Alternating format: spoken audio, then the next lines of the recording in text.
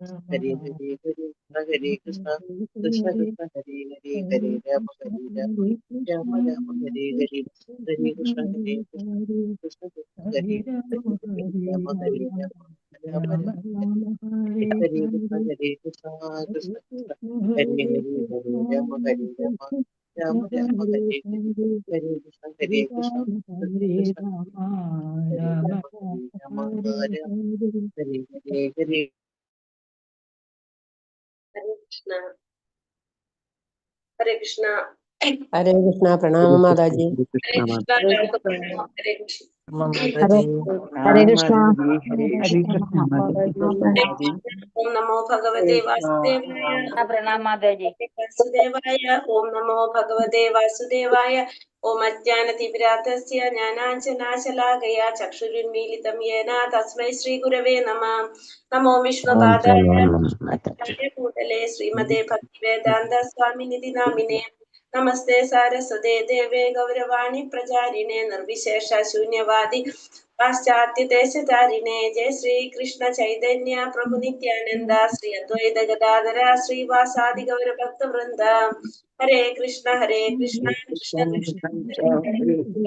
Rama Rama Rama Hare Hare.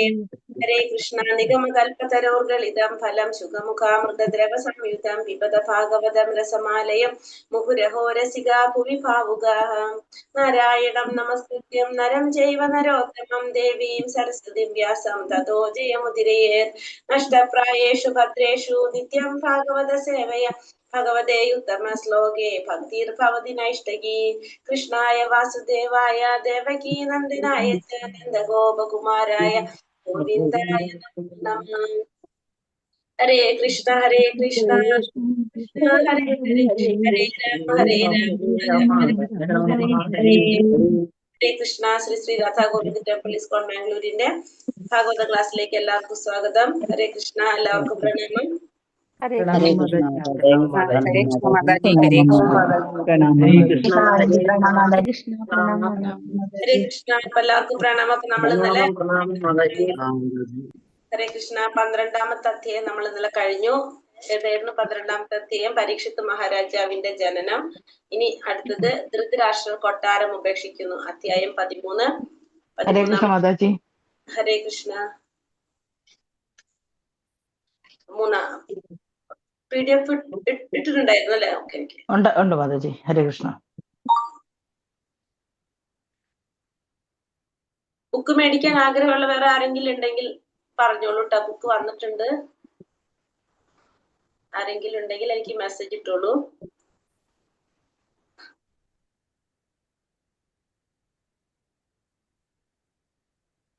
എനിക്ക് വേണം book. എനിക്കൊന്ന് മെസ്സേജ് അതായത് എനിക്കൊന്ന് മെസ്സേജ് ഇടണം കേട്ടോ. ഇൻസ്റ്റാൾമെന്റിൽ ഇപ്പൊ ബുക്ക് മേടിക്കാൻ ആർക്കെങ്കിലും ആഗ്രഹം ഉണ്ടെങ്കിൽ ഇപ്പൊ അടുത്ത 10 സെറ്റ് ഓർഡർ ചെയ്തിട്ടുണ്ടായിരുന്നു. അത് വന്നിട്ടുണ്ട്. അപ്പൊ അങ്ങനെ നമ്മൾ പറയുന്നതിനനുസരിച്ചാണല്ലോ പിന്നെ പിന്നെ ഓർഡർ ചെയ്തോണ്ടിരിക്കുന്നത്. അപ്പൊ ഇട്ടോളൂ. അപ്പൊ ഇനി അടുത്തേക്ക് നമുക്ക് കിട്ടാം. ഹരേ കൃഷ്ണ. ഓം നമോ ഭഗവതേ വാസുദേവായ. സൂത ഉവാച. അധ്യായം 13. ധൃതരാഷ്ട്രർ കൊട്ടാരം ഉപേക്ഷിക്കുന്നു. 1ാമത്തെ സ്കന്ധം 13ാമത്തെ അധ്യായം. ധൃതരാഷ്ട്രർ കൊട്ടാരം ഉപേക്ഷിക്കുന്നു. അപ്പൊ ശ്ലോകം 1. സൂത ഉവാച വിദൂരതീർത്ഥയാത്രായ മൈത്രേയാദാത്മനോ ഗതിം ജ്ഞാതോ ഗാന്ധാസ്തിനാപുരം തയാ വാപ്താ വിവിൽസിതഃ. വിദുരതീർത്ഥയാത്രായ മൈത്രേയാദാത്മനോ ഗതിം ജ്ഞാതോ ഗാന്ധാസ്തിനാപുരം തയാ വാപ്താ വിവിൽസിതഃ.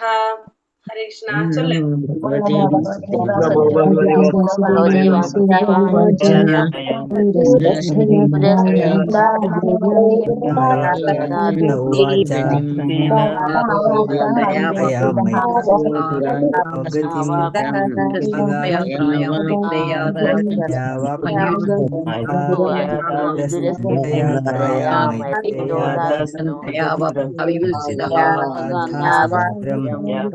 യാവസ്തവിവിസിതഃ വിദുരസ്യതയാ ത്രിവിദുരസ്യതയാ മൈത്രേയദാസ്യാദാത്മനോഗതിം യാമാഗാസഹാസ്തിനപുരം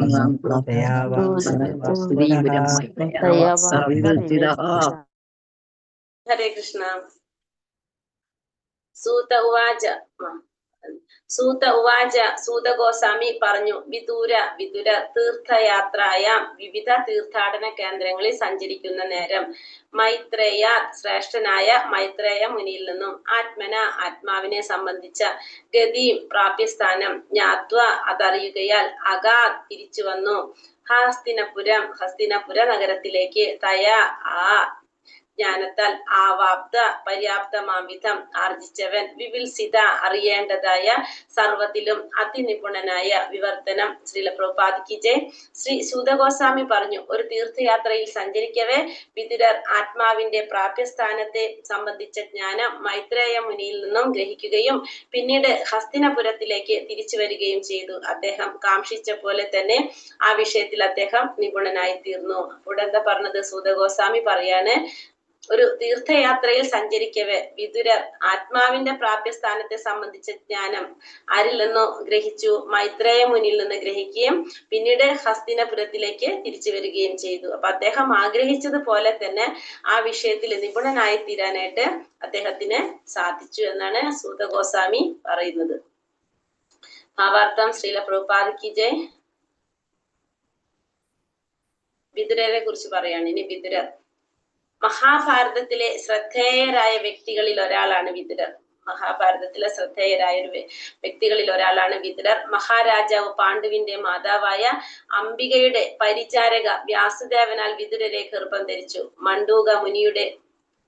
മണ്ഡൂക മുനി അശൂദ്രനായി തീരുവാൻ ശപിക്കപ്പെട്ട യമരാജാവിന്റെ അവതാരമാണ് അദ്ദേഹം. കഥ ഇപ്രകാരമാണ്. ഒരിക്കൽ രാജഭടന്മാർ മണ്ഡൂക മുനിയുടെ പർണശാലയിൽ ഒളിച്ചിരുന്ന കുറച്ചു കള്ളന്മാരെ പിടികൂടി. പതിവ് പോലെ എല്ലാ കള്ളന്മാരെയും പിടികൂടിയ അവർ മണ്ഡൂക മുനിയെയും അവരോടൊപ്പം കൊണ്ടുപോയി.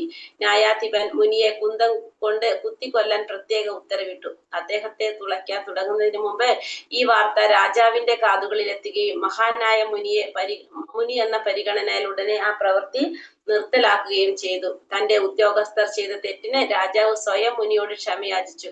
മുനി ഉടൻ തന്നെ ജീവാത്മാക്കളുടെ വിധി നിർണയിക്കുന്ന യമരാജാവിന്റെ പക്കൽ പോയി. മുനിയാൽ ചോദ്യം ചെയ്യപ്പെട്ട യമരാജൻ കുട്ടിക്കാലത്ത് മുനി ഒരു ഉറുമ്പിനെ കൂർത്ത വൈക്കോൽ കൊണ്ട് തുളച്ചിരുന്നുവെന്നും ആയതിനാലാണ് അദ്ദേഹത്തെ പ്രയാസത്തിലകപ്പെടുത്തിയതെന്നും പ്രതിവചിച്ചു.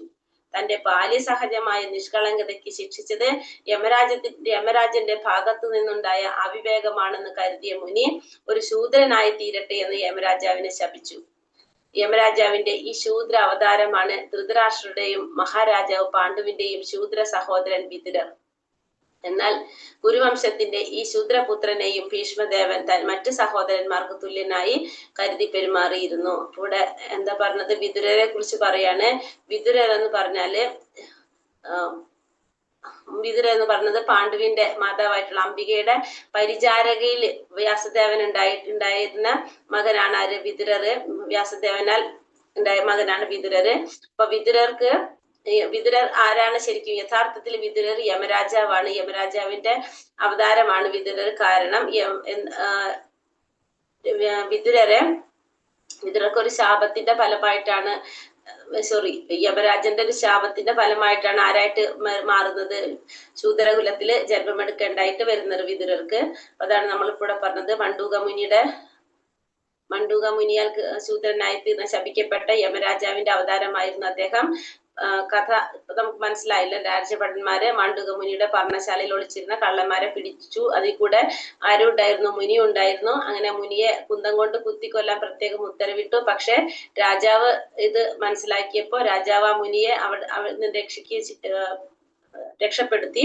പക്ഷെ മുനിക്ക് ദേഷ്യം വന്നിട്ട് അത് ആരോട് ചോദിക്കാനായിട്ട് പോയി, എന്തുകൊണ്ടാണ് തനിക്ക് ഇങ്ങനെ ഒരു ശിക്ഷ നൽകിയതെന്ന് ചോദിച്ചപ്പോ യമരാജാവ് പറഞ്ഞത് എന്താണ്, കുട്ടിക്കാലത്ത് ഒരു ഉറുമ്പിനെ വൈക്കോൽ കൊണ്ട് തുളച്ചിരുന്നു, അതിനുകൊണ്ടാണ് അദ്ദേഹത്തിന് ഇങ്ങനെ ഒരു ശിക്ഷ കിട്ടിയതെന്ന് പറഞ്ഞു. അപ്പൊ ആ ബാലിസഹജമായ നിഷ്കളങ്കതയ്ക്ക് ശിക്ഷിച്ചത് യമരാജന്റെ ഭാഗത്തു നിന്നുണ്ടായ ഒരു അവിവേകമാണെന്നാണ് ആര് കരുതിയത്, മുനി കരുതിയത്. അങ്ങനെ ആ യമരാജനെ ശൂദ്രനായി തീരാനായിട്ട് ശപിക്കുകയാണ് ചെയ്യുന്നത്. അങ്ങനെ ശൂദ്രാവതാരമായിട്ട് ആണ് ആര്, ധൃതരാഷ്ട്രയുടെ പാണ്ഡുവിന്റെ സഹോദരനായിട്ട് വിതുരര് ജനിക്കുന്നത്. അപ്പോ കുരുവംശത്തിന്റെ ഈ ശൂദ്രപുത്രനെയും ഭീഷ്മദേവൻ മറ്റുള്ള സഹോദരന്മാർക്ക് തുല്യമായിട്ട് തന്നെയാണ് കരുതിയിരുന്നത്. കാലക്രമേണ വിതുരർ ഒരു ബ്രാഹ്മണന് ശൂദ്രാണിയിൽ ഉണ്ടായിരുന്ന ജനിച്ച യുവതിയെ വിവാഹം ചെയ്തു. സ്വപിതാവിൽ നിന്നും അദ്ദേഹത്തിന് അനന്തരാവകാശമായി പിതൃസ്വത്തുക്കളൊന്നും ലഭിച്ചില്ല. പക്ഷേ അഗ്രജനായ ധൃതരാഷ്ട്ര അദ്ദേഹത്തിന് പര്യാപ്തമായ രാജ്യസ്വത്ത് നൽകിയിരുന്നു. ജ്യേഷ്ഠ ഭ്രാതാവായ ധൃതരാഷ്ട്രയുടെ വിതുരർക്ക് അഗാധമായ സ്നേഹമുണ്ടായിരുന്നു. ധൃതരാഷ്ട്രയെ ശരിയായ പാതയിലൂടെ നയിക്കുവാൻ എപ്പോഴും അദ്ദേഹം ശ്രമിച്ചിരുന്നു. അപ്പൊ ഇദ്ദേഹത്തിന് പക്ഷെ എന്ത് കിട്ടിയില്ല, പിതാവിന്റെ സ്വത്തുക്കളൊന്നും ലഭിച്ചില്ല. പക്ഷെ ധൃതരാഷ്ട്രക്ക് ഇദ്ദേഹത്തോട് വളരെയധികം സ്നേഹം ഉണ്ടായിരുന്നു. അപ്പൊ അതുകൊണ്ട് ധൃതരാഷ്ട്ര അദ്ദേഹത്തിന് പര്യാപ്തമായ രാജ്യസ്വത്ത് നൽകി. അതേപോലെ തന്നെയാണ് ധൃതരാഷ്ട്രയോട് തിരിച്ചും വിതുരർക്ക് അഗാധമായ സ്നേഹം ഉണ്ടായിരുന്നു. അപ്പൊ ധൃതരാഷ്ട്ര തെറ്റ് ചെയ്യുമ്പോൾ ആ ശരിയായ പാതയിലേക്ക് നയിക്കുവാനായിട്ട് എപ്പോഴും അദ്ദേഹം ഉപദേശിച്ചു കൊണ്ടിരിക്കുമായിരുന്നു. വിതുരരെ ധൃതരാഷ്ട്രയെ ഉപദേശിച്ചു കൊണ്ടിരിക്കുമായിരുന്നു. ഭ്രാതാക്കൾ തമ്മിലുള്ള കുരുക്ഷേത്ര യുദ്ധവേളയിൽ പാണ്ഡുപുത്രരോട് നീതി കാണിക്കാനായിട്ട് വിതുരർ തന്റെ ജ്യേഷ്ഠനോട് ആവർത്തിച്ച് യാചിച്ചു. എന്നാൽ ദുര്യോധനന് ഇളയച്ചന്റെ ഇത്തരം ഇടപെടൽ ഇഷ്ടപ്പെട്ടില്ല. ആകയാൽ ദുര്യോധനൻ ഫലത്തിൽ വിതുരരെ അപമാനിച്ചു. ഇതിന്റെ ഫലമായി വിതുരർ കൊട്ടാരം ഉപേക്ഷിച്ച് തീർത്ഥയാത്രയ്ക്ക് പോവുകയും മൈത്രേയ മുനിയിൽ നിന്ന് നിർദ്ദേശങ്ങൾ സ്വീകരിക്കുകയും ചെയ്തു. അപ്പൊ ഇവര് ചെയ്യുന്ന ക്രൂരപ്രവർത്തികളൊക്കെ കണ്ടിട്ട്, പാണ്ഡവരോട് ചെയ്യുന്നത് പ്രവർത്തികളൊക്കെ കണ്ട് പാണ്ഡുപുത്രരോട് നീതി കാണിക്കുന്ന വിതുരര് തന്റെ ജ്യേഷ്ഠനോട് ധൃതരാഷ്ട്രരോട് വളരെയധികം യാചിച്ചിരുന്നു. പക്ഷെ ദുര്യോധനൻ അത് ഇഷ്ടപ്പെട്ടില്ല, അത്തരത്തിലുള്ള ഇടപെടലുകളൊന്നും. അങ്ങനെ ദുര്യോധനൻ വിതുരരെ അപമാനിക്കുകയും അതിന്റെ ഫലമായിട്ട് വിതുരര് കൊട്ടാരം ഉപേക്ഷിച്ച് തീർത്ഥയാത്രയ്ക്ക് പോവുകയും ചെയ്തു. ആ സമയത്താണ് മൈത്രേയ മുനിയിൽ നിന്ന് നിർദ്ദേശങ്ങളെല്ലാം സ്വീകരിക്കാനായിട്ട് അദ്ദേഹത്തിന് സാധിച്ചത്. ശ്ലോകം 2. യാവതാ കൃതവാൻ പ്രശ്നാൻ ക്ഷത്താ കൗഷാരവാഗ്രതഃ ജാതേക ഭക്തി ഗോവിന്ദേ തേഭ്യേശ്ചോപരരാമഃ. യാവതാ കൃതവാൻ പ്രശ്നാൻ ക്ഷത്താ കൗഷാരവാഗ്രതഃ ജാതേക ഭക്തി ഗോവിന്ദേ തേഭ്യേശ്ചോപരരാമഃ. ചൊല്ലാം.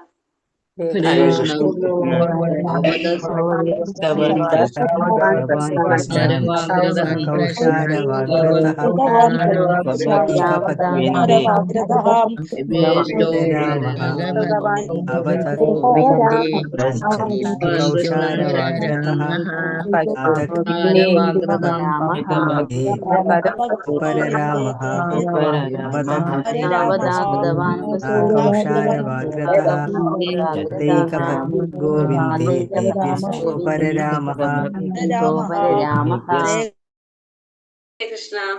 യാവത അവയെല്ലാം കൃതവാൻ അദ്ദേഹം ആരാഞ്ഞു, പ്രശ്നാൻ ചോദ്യങ്ങൾ, ക്ഷത്ത വിതുരന്റെ മറ്റൊരു നാമം, കൗഷാരവ മൈത്രേയന്റെ മറ്റൊരു നാമം, അഗ്രത സാന്നിധ്യത്തിൽ, ജാത വളർച്ച പ്രാപിച്ച്, ഏകം ഭക്തി അതീന്ദ്രിയ പ്രേമയുധ സേവനം, ഗോവിന്ദേ ശ്രീകൃഷ്ണ ഭഗവാന്, തേഭ്യെ മറ്റ് ചോദ്യങ്ങളെ സംബന്ധിച്ച്, ച ഉപരരാമ ഉപരമിച്ചു, ഹ ഗത കാലത്തിൽ, വിവർത്തനം ഭാവാർത്ഥം ശ്രീപ്രഭുപാദിക്ക് ജയ്. വിവർത്തനം വ്യത്യസ്തങ്ങളായ നിരവധി ചോദ്യങ്ങൾ ആരാഞ്ഞ് ശ്രീകൃഷ്ണ ഭഗവാന്റെ അതീന്ദ്രിയ പ്രേമയുധ സേവനത്തിൽ സ്ഥിതനായ ശേഷം മൈത്രേയ മുനിയോട് ചോദ്യങ്ങൾ ആരായുന്നതിൽ നിന്നും വിതുരർ പിൻവാങ്ങി. അപ്പോ വിതുരർക്ക് കുറെ സംശയങ്ങൾ ഉണ്ടായിരുന്ന ആ ചോദ്യങ്ങളെല്ലാം, പലതരത്തിലുള്ള ചോദ്യങ്ങള്, നിരവധി ചോദ്യങ്ങള് ഭഗവാന്റെ അതീന്ദ്രിയ പ്രേമയുധ സേവനത്തിൽ സ്ഥിതനായതിനു ശേഷം അദ്ദേഹത്തിനെല്ലാം ക്ലിയർ ആയി, എല്ലാ ചോദ്യങ്ങളും മനസ്സിലായപ്പോ മൈത്രേയ മുനിയോട് ചോദ്യങ്ങൾ ആരായുന്നതിൽ നിന്നും അദ്ദേഹം പിൻവാങ്ങി. അപ്പോ ചോദ്യങ്ങളെല്ലാം എന്താണ്, നമുക്ക് സംശയങ്ങളെല്ലാം തീരുമ്പോ ചോദ്യങ്ങൾ ഇല്ലാതാകുന്നത് പോലെ, അപ്പൊ ഇദ്ദേഹം ഭഗവാന്റെ പ്രേമയുധ സേവനത്തിൽ സ്ഥിതനായ ശേഷം മൈത്രേയ മുനിയോട് ചോദ്യങ്ങൾ ചെയ്യുന്നതിൽ നിന്നും പിൻവാങ്ങി എന്നാണ് പറയുന്നത്. ഭാവാർത്ഥം ശ്രീല പ്രഭുപാദിക്ക് ജയ്. ജീവിതത്തിന്റെ പരമപൂർണത തന്റെ ഭക്തരെ എല്ലാവിധത്തിലും സംതൃപ്തരാക്കുന്ന ഗോവിന്ദൻ എന്ന ഭഗവാൻ ശ്രീകൃഷ്ണന്റെ അതീന്ദ്രിയ പ്രേമയുധ സേവനത്തിൽ സമ്പൂർണമായി സ്ഥിതനാകുകയാണെന്ന് മൈത്രേയ ഋഷിയിൽ നിന്നും ബോധ്യപ്പെട്ട ശേഷം അദ്ദേഹത്തോട് കൂടുതൽ ചോദ്യങ്ങൾ ഉന്നയിക്കുന്നതിൽ നിന്നും വിതുരർ വിരമിച്ചു. ഭൗതിക അസ്തിത്വത്തിലുള്ള പെത്ത ജീവാത്മാവ് ഭൗതികതയിൽ തന്റെ ഇന്ദ്രിയങ്ങളെ വ്യാപൃതമാക്കി സന്തോഷം കണ്ടെത്താൻ ശ്രമിക്കുന്നു. അപ്പോ ജീവിതത്തിന്റെ പരിപൂർണത എന്ന് പറയുന്നത് എന്താണ്? തന്റെ ഭക്തരെ എല്ലാവിധത്തിലും സംതൃപ്തരാക്കുന്ന ഗോവിന്ദൻ എന്ന പരമദിവ്യോത്തമ പുരുഷനായ ഭഗവാൻ ശ്രീകൃഷ്ണന്റെ അതീന്ദ്രിയമായ പ്രേമയുധ സേവനത്തിൽ സമ്പൂർണനായി സ്ഥിതനാവുകയാണെന്ന് മനസ്സിലായപ്പോൾ അദ്ദേഹം പിന്നെ കൂടുതൽ ചോദ്യങ്ങൾ ഉന്നയിക്കുന്നതിൽ നിന്നും വിരമിച്ചു എന്നാണ് പറയുന്നത്. അപ്പൊ ജീവിതത്തിന്റെ പരിപൂർണത എന്ന് പറയുന്നത് ഭക്തന്മാരെ സഹായിക്കുന്ന എല്ലാ വിധത്തിലും ഭക്തന്മാർക്ക് സേവനം വാഗ്ദാനം ചെയ്യുന്ന അല്ലെങ്കിൽ എല്ലാ തരത്തിലും ഭക്തന്മാരെ സംതൃപ്തനാക്കുന്ന ആ ഗോവിന്ദനെ പരമദിവ്യോത്തമ പുരുഷനായ ഭഗവാന്റെ സേവനത്തിൽ ഏർപ്പെടുക എന്നുള്ളതാണ് എന്ത് നമ്മുടെ പരമമായ കർത്തവ്യം. അത് ബോധ്യപ്പെട്ടപ്പോ അദ്ദേഹം കൂടുതൽ ചോദ്യങ്ങൾക്കായി നിന്നില്ല. വിതുരര് കൂടുതൽ ചോദ്യങ്ങൾ ചോദിക്കേണ്ട ആവശ്യം വന്നില്ല. ഭൗതിക അസ്തിത്വത്തിലുള്ള പെത്ത ജീവാത്മാവ് ഭൗതികതയിൽ തന്റെ ഇന്ദ്രിയങ്ങളെ വ്യാപൃതമാക്കി സന്തോഷം കണ്ടെത്താൻ ശ്രമിക്കുന്നു.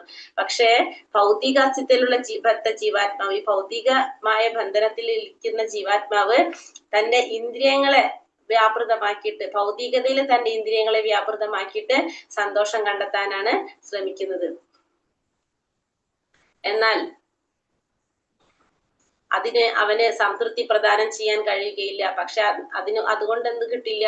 സന്തോഷം പ്രദാനം ചെയ്യാനായിട്ട് അതിന് സാധിക്കില്ല. അനന്തരം പ്രായോഗിക തത്വശാസ്ത്ര നിപുണ പദ്ധതിയിലൂടെ ബുദ്ധിപരമായ അഭ്യാസങ്ങളിലൂടെയും പരമസത്യത്തെ അവൻ അന്വേഷിക്കുന്നു. എന്നാൽ ആത്യന്തിക ലക്ഷ്യത്തെ കണ്ടെത്താൻ കഴിയാത്ത പക്ഷം അവൻ വീണ്ടും ഭൗതിക പ്രവർത്തനങ്ങളിലേക്ക് താഴ്ന്നു പോകുകയും പരോപകാരാർത്ഥവും നിസ്വാർത്ഥവുമായ വിവിധ പ്രവർത്തനങ്ങളിൽ ഏർപ്പെടുകയും ചെയ്യുന്നു. ഇവയും ജീവാത്മാവിന് സംതൃപ്തി നൽകുന്നതിൽ പരാജയപ്പെടുന്നു. ആകയാൽ അഭികാമ്യ കർമ്മങ്ങൾക്കോ ശുഷ്കമായ തത്വശാസ്ത്ര അഭ്യൂഹങ്ങൾക്കോ ഒരാൾക്ക് തൃപ്തി പ്രദാനം ചെയ്യാൻ കഴിയുകയില്ല. എന്തെന്നാൽ സ്വാഭാവികമായ ഒരു ജീവസത്ത പരമപുരുഷനായ ശ്രീകൃഷ്ണ ഭഗവാന്റെ ശാശ്വത സേവകനാകുന്നു. മാത്രമല്ല എല്ലാ വേദസാഹിത്യങ്ങളിലും ഈ ആത്യന്തിക ലക്ഷ്യത്തെ പ്രാപിക്കാനുള്ള നിർദ്ദേശം നൽകുന്നു.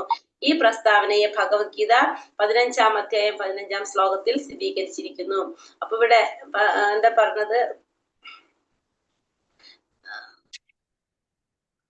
എന്നാൽ അവന് സംതൃപ്തി പ്രദാനം ചെയ്യാനായിട്ട് കഴിയില്ല. അപ്പൊ ജീവാത്മാക്കൾ എന്താ ചെയ്യുന്നത്? ഭൗതികതയിൽ ഇന്ദ്രിയങ്ങൾക്ക് സന്തോഷം നൽകാനായിട്ട് ശ്രമിക്കുന്നവരാണ്.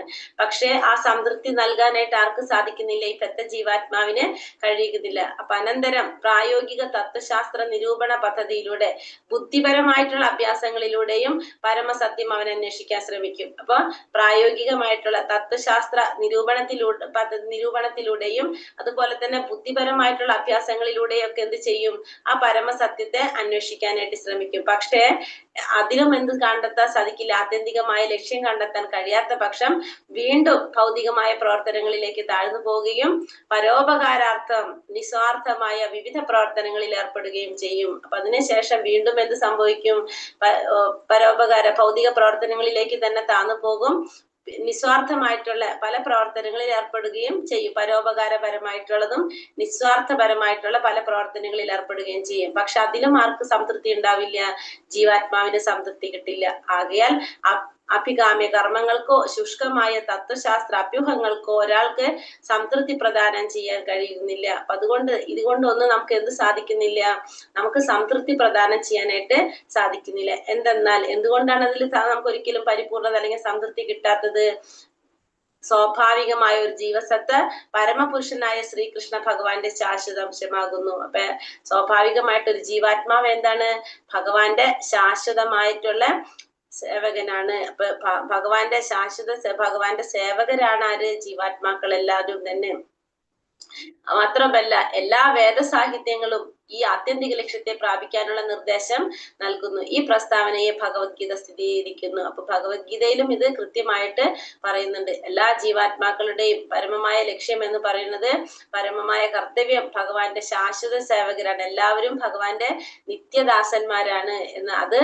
അതുകൊണ്ടാണ് മറ്റുള്ള കാര്യങ്ങളിൽ എന്തിലും നമുക്ക് എന്ത് കിട്ടാത്തത്? സംതൃപ്തി നമുക്ക് കിട്ടാത്തത്. അപ്പൊ എപ്പോഴാണോ ഭഗവാനെ സേവനം ചെയ്യാനായിട്ട് തുടങ്ങുമ്പോൾ അപ്പോഴാണ് നമുക്ക് ശാശ്വതമായ ആനന്ദം അനുഭവിക്കാനായിട്ട് സാധിക്കുന്നത്. ഇത് ഭഗവത്ഗീതയിലും സ്ഥിരീകരിക്കുന്നുണ്ട്. വിദുരരെ പോലെ ജിജ്ഞാസുവായ ഒരു ഭക്താത്മാവ് നിശ്ചയമായും മൈത്രേയനെ പോലുള്ള ഒരു അംഗീകരിക്കപ്പെട്ട ആത്മീയ ആചാര്യനെ സമീപിച്ച് ബുദ്ധിപരമായ അന്വേഷണങ്ങളാൽ കർമ്മം, ജ്ഞാനം, യോഗം എന്നിവയെ കുറിച്ച് എല്ലാ കാര്യങ്ങളും മനസ്സിലാക്കുന്നതിന് ശ്രമിക്കണം. ആത്മീയ ആചാര്യന്റെ സമക്ഷം അന്വേഷണങ്ങൾ നടത്താനുള്ള ആത്മാർത്ഥമായ പ്രവണതയില്ലാത്ത ഒരാൾ പരസ്യ പ്രദർശനത്തിനായി മാത്രം ഒരു ആത്മീയ ആചാര്യനെ സമീപിക്കേണ്ട ആവശ്യമില്ല. അപ്പൊ വിദുരരെ പോലെ ജിജ്ഞാസുവായിട്ടുള്ള ഒരു ഭക്താത്മാവ് നിശ്ചയമായും എങ്ങനെയാണ് അംഗീകരിക്കപ്പെട്ട ഒരു ആത്മീയ ആചാര്യനിൽ നിന്ന് സമീപിച്ച് ബുദ്ധിപരമായ അന്വേഷണങ്ങൾ കൊണ്ട് എന്തിനെ കുറിച്ച് അറിയണം? കർമ്മത്തെ കുറിച്ച്, ഫലോദിഷ്ട കർമ്മങ്ങളെ കുറിച്ചും ജ്ഞാനം, പരമസത്യത്തിനായുള്ള തത്വശാസ്ത്രമായ ഗവേഷണം, സത്യത്തെ കുറിച്ചുള്ള അന്വേഷണം, അതായത് പരമസത്യത്തെ കുറിച്ചുള്ള അറിവ് നേടാനും യോഗം, ആത്മീയ സാക്ഷാത്കാരത്തിന്റെ യോജിപ്പിക്കുന്ന പ്രക്രിയ, ആത്മസാക്ഷാത്കാരത്തിന്റെ യോജിപ്പിക്കുന്നത്, അത് ഭഗവാനുമായിട്ട് ബന്ധിപ്പിക്കുന്ന പ്രക്രിയ. അപ്പൊ 3 കാര്യങ്ങളെ കുറിച്ച് മനസ്സിലാക്കുന്നതിന് ശ്രമിക്കണം. എന്തൊക്കെയാണ്? ഒന്ന്, ഫലോദിഷ്ടമായ കർമ്മങ്ങളെ കുറിച്ചും ആ പരമസത്യത്തെ കുറിച്ചുള്ള ജ്ഞാനത്തെ കുറിച്ചും ആ പരമസത്യത്തെ ആത്മസാക്ഷാത്കാരത്തിലേക്കുള്ള ബന്ധിപ്പിക്കുന്നതിനെ കുറിച്ച്, അത് ഭഗവാനുമായിട്ടുള്ള ആ ബന്ധത്തെ കുറിച്ചും കണക്ഷനെ കുറിച്ചും യോഗത്തെ കുറിച്ചും മനസ്സിലാക്കുന്നതിന് ശ്രമിക്കണം. ആത്മീയ ആചാര്യന്റെ സമക്ഷം അന്വേഷണങ്ങൾ നടത്താനുള്ള ആത്മാർത്ഥമായ പ്രവണതയില്ലാത്ത ഒരാൾ പരസ്യ പ്രദർശനത്തിനായി മാത്രം ഒരു ആത്മീയ ഗുരുവിനെ സമീപിക്കേണ്ട ആവശ്യമില്ല. ആത്മീയ ആചാര്യന്റെ സമക്ഷം അന്വേഷണത്തിനുള്ള ആത്മാർത്ഥമായിട്ടുള്ള പ്രവണതയില്ലാതെ, ഇപ്പൊ പല രീതിയിലും നമുക്ക് അന്വേഷണങ്ങൾ നടത്തും. ഒരു ആചാര്യന്റെ അടുത്തിൽ ഒന്നുകിൽ ഒരു ആചാര്യനെ ചോദ്യം ആചാര്യന്റെ അറിവ് അളക്കാൻ വേണ്ടിയിട്ട്, അല്ലെങ്കിൽ എനിക്ക് കുറെ അറിവുണ്ടെന്ന് മറ്റുള്ളവരെ കാണിക്കാൻ വേണ്ടിയിട്ട്, അങ്ങനെ പല രീതിയിലും, അതായത് എനിക്ക് കുറെ അറിവുണ്ട് എന്ന് കാണിക്കാനും, അല്ലെങ്കിൽ ഒരു ആചാര്യന്റെ ലെവല് മനസ്സിലാക്കിക്കാൻ വേണ്ടിയിട്ട്, അങ്ങനെ പല തരത്തിലും, അതായത് നമ്മൾ ആത്മാർത്ഥമായിട്ട് ആഗ്രഹിക്കാതെ നമ്മൾ പല രീതിയിലും എന്ത് ചെയ്യാം? പരസ്യ പ്രദർശനത്തിനായിട്ട് ഒരു ആചാര്യനെ സ്വീകരിക്കാം. അങ്ങനത്തെ ആവശ്യമില്ല, അങ്ങനെ സ്വീകരിക്കേണ്ട ആവശ്യമില്ല. മാത്രമല്ല, മറ്റുള്ളവരുടെ ആത്മീയ ആചാര്യനായിരിക്കുന്ന വ്യക്തി ശ്രീകൃഷ്ണ ഭഗവാന്റെ അതീന്ദ്രിയ പ്രേമയുധ സേവനത്തിൽ തന്റെ ശിഷ്യനെ ആത്യന്തികമായി നിയുക്തനാക്കാൻ കഴിവില്ലാത്തവനെങ്കിൽ സ്വയം ആത്മീയ ആചാര്യനെന്ന് അവകാശപ്പെടാനും പാടില്ല. മാത്രമല്ല, എന്താ പറയുന്നത്, മറ്റുള്ളവരുടെ ആത്മീയ ആചാര്യനായിട്ടിരിക്കുന്ന ഒരു വ്യക്തി എങ്ങനെയാണ്? ഭഗവാന്റെ അതീന്ദ്രിയ പ്രേമയുധ സേവനത്തിൽ തന്റെ ശിഷ്യനെ ആത്യന്തികമായി നിയുക്തനാക്കാൻ കഴിവില്ലാത്തവനാണെങ്കിൽ, അപ്പൊ ഒരു വ്യക്തി ആചാര്യൻ എങ്ങനെയാണ് പറയണത്? ആ ഭക്തന്, തന്റെ ശിഷ്യന് ഭഗവാന്റെ പ്രേമയുധ സേവനത്തിൽ, ഭഗവാന്റെ ഭക്തിയുടെ സേവനത്തില് നിയുക്തനാക്കാൻ കഴിവില്ലാത്തവനാണെങ്കിൽ ആ വ്യക്തിയും എന്തെന്ന് അവകാശപ്പെടരുത്? സ്വയം ആചാര്യനാണെന്ന് അവകാശപ്പെടരുത്. മൈത്രേയനെ പോലുള്ള ഒരു ആത്മീയ ആചാര്യനെ സമീപിക്കുന്നതിൽ വിദുരർ വിജയിക്കുകയും അപ്രകാരം ഗോവിന്ദ ഭക്തി എന്ന ജീവിതത്തിന്റെ ആത്യന്തിക ലക്ഷ്യം പ്രാപ്തമാക്കുകയും ചെയ്തു. അപ്പൊ മൈത്രേയനെ പോലുള്ള ഒരു ആചാര്യനെ സമീപിക്കുന്നതിൽ ആര് വിജയിച്ചു? വിദുരര് വിജയിച്ചു. അപ്രകാരം ഗോവിന്ദ ഭക്തി എന്ന ജീവിതത്തിന്റെ ആത്യന്തിക ലക്ഷ്യം പ്രാപ്തമാക്കുകയും ചെയ്തു. ആകയാൽ ആത്മീയ ഉന്നമനത്തെ സംബന്ധിച്ച് അദ്ദേഹത്തിന് കൂടുതലായി ഒന്നും തന്നെ അറിയേണ്ടതായിട്ടുണ്ടായിരുന്നില്ല.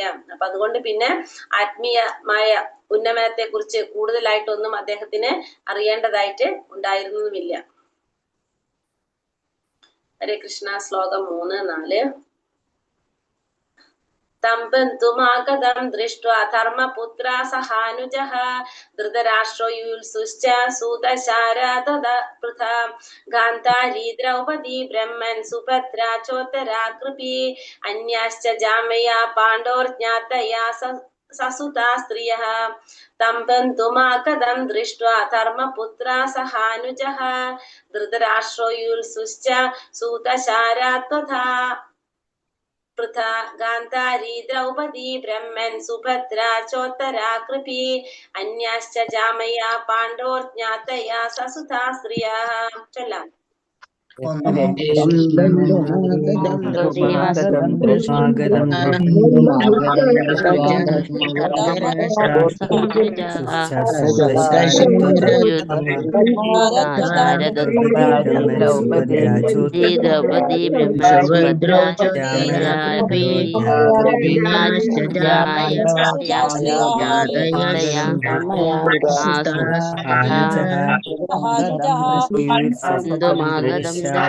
ധർമ്മപുത്ര സാരി ദ്രൗപദി ബ്രഹ്മൻ ശാരദ ഗാന്ധാരി ദ്രൗപദി ബ്രഹ്മൻ സുഭദ്ര ജാമയ. ഹരേ കൃഷ്ണ. തം അദ്ദേഹത്തെ ബന്ധു ആഗതം അവിടെ ആഗതനായ ദൃഷ്ട അത് ദർശിച്ച ശേഷം ധർമ്മപുത്ര യുധിഷ്ഠിരൻ സഹ അനുജ അദ്ദേഹത്തിന്റെ ഇളയ ഭ്രാതാക്കളോടൊപ്പം ധൃതരാഷ്ട്രർ യുയുത്സു സാത്വികി ച സൂത സഞ്ജയൻ ശാരദ കൃപാചാര്യർ പൃഥ കുന്തി ഗാന്ധാരി ദ്രൗപദി ബ്രഹ്മൻ ഹേ ബ്രാഹ്മണരെ സുഭദ്ര ച ഉത്തര കൃപി അന്യ മറ്റുള്ളവർ ച ജാമയ മറ്റു കുടുംബാംഗങ്ങളുടെ പത്നിമാർ പാണ്ഡവരുടെ ജ്ഞാതായ കുടുംബാംഗങ്ങൾ സാസുത അവരുടെ പുത്രന്മാരോടൊപ്പം സ്ത്രീജനങ്ങൾ. വിവർത്തനം. ശ്രീല പ്രഭുപാദ് കി ജയ്. വിതുരർ കൊട്ടാരത്തിൽ മടങ്ങിയെത്തത് കണ്ട എല്ലാ കൊട്ടാര നിവാസികളും മഹാരാജാവ് യുധിഷ്ഠിരൻ, അദ്ദേഹത്തിന്റെ ഇളയ ഭ്രാതാക്കൾ ധൃതരാഷ്ട്രർ, സാത്വികി, സഞ്ജയൻ, കൃപാചാര്യർ, കുന്തി, ഗാന്ധാരി, ദ്രൗപദി, സുഭദ്ര, ഉത്തര, കൃപി, കൗരവരുടെ നിരവധി മറ്റു പത്നിമാർ, പുത്രസമേതരായ കൊട്ടാരത്തിലെ മറ്റ് സ്ത്രീജനങ്ങൾ എന്നിവരെല്ലാം അതിരേകമായ സന്തോഷത്തോടെ അദ്ദേഹത്തിനരികിലേക്ക് ധൃതിയിൽ ചെന്നു. ദീർഘകാലത്തിന് ശേഷം സുബോധം തിരികെ ലഭിച്ചവരെന്ന പോലെ അവർ കാണപ്പെട്ടു. കൂടെ വിതുരര് കൊട്ടാരത്തിലേക്ക് മടങ്ങിയെത്തിയത് കണ്ടപ്പോൾ ഇവർക്കൊക്കെ വളരെയധികം സന്തോഷമായി. എല്ലാവരും വളരെയധികം സന്തോഷത്തോടെ വിതുരരുടെ അടുത്തേക്ക് വളരെ ധൃതിയിൽ ചെന്നു. ദീർഘകാലത്തിന് ശേഷം എല്ലാവർക്കും സുബോധം തിരികെ ലഭിച്ചവരെ പോലെയാണ് എല്ലാവരും കാണപ്പെട്ടത്. കൂടെ പേരെടുത്ത് പറയാണ് യുധിഷ്ഠിര മഹാരാജാവും അദ്ദേഹത്തിന്റെ സഹോദരങ്ങളും ധൃതരാഷ്ട്ര, സാത്വികി, സഞ്ജയൻ, കൃപാചാര്യര്, കുന്തി, ഗാന്ധാരി, ദ്രൗപദി, സുഭദ്ര, ഉത്തര, കൃപി, പിന്നെ കൗരവരുടെ നിരവധി മറ്റു പത്നിമാര്, പുത്രസമേതരായിട്ടുള്ള കൊട്ടാരത്തിലുള്ള മറ്റു സ്ത്രീജനങ്ങൾ എല്ലാവരും വളരെയധികം സന്തോഷത്തോടെ വിതുരരുടെ അടുത്തേക്ക് ഓടിച്ചെല്ലുകയും വളരെ കാലത്തിന് ശേഷം അവർക്ക് സുബോധം തിരികെ ലഭിച്ചവരായിട്ടാണ് എല്ലാവരും കാണപ്പെട്ടത്. ഇനി ഓരോരുത്തരെ കുറിച്ച് പറയുന്നതാണ് നമുക്ക് നാളെ എടുക്കാത്. ഹരേ കൃഷ്ണ കൃഷ്ണ കൃഷ്ണ ഹരേ ഹരേ, ഹരേ രാമ ഹരേ ഹരേ. വഞ്ചാകൽപിത രൂപേശ കൃപാ സിന്ധോഭ്യവ പതിതാനാം പാവനേഭ്യോ വൈഷ്ണവേഭ്യോ നമോ നമഃ. അനന്ത കോടി വൈഷ്ണവ വൃന്ദ കി ജയ്. ശ്രീല പ്രഭുപാദ് കി ജയ്. ഗുരുദേവ് കി ജയ്. നിതായ് ഗുരു പ്രമാനന്ദേ. ഹരി ഹരി ബോൾ. ഹരേ കൃഷ്ണ. എല്ലാവർക്കും നന്ദി. ഹരേ കൃഷ്ണ മാതാജി. പ്രണാമം മാതാജി. പ്രണാമം മാതാജി. പ്രണാമം. ഹരേ കൃഷ്ണ മാതാജി. ഹരേ കൃഷ്ണ മാതാജി. പ്രണാമം.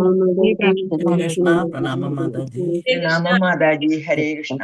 കൃഷ്ണ പ്രണാമം.